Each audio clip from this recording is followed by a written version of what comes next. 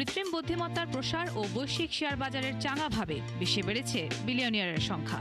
বছর ব্যবধানে 13% বেড়ে অতি ধনীর সংখ্যা দাঁড়িয়েছে 3,302 জনে।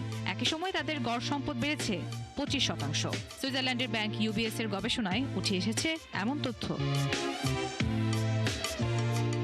সম্পদের দিক থেকে সবচেয়ে এগিয়ে টেসলার প্রধান নির্বাহী ইলন মাস্ক, যার সম্পদের পরিমাণ প্রায় $1 ট্রিলিয়ন।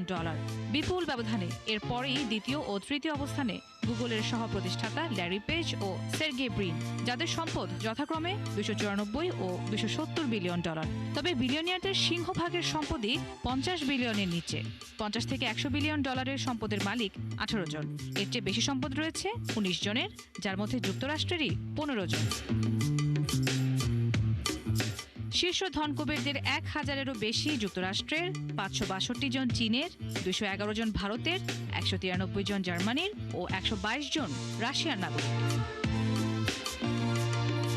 গবেষণা বলছে, চলতি বছর বিলিয়নিয়ারদের মোট সম্পদ বৃদ্ধি বিশ্বের সামগ্রিক সম্পদ বৃদ্ধির হারকেও ছাড়িয়ে গেছে।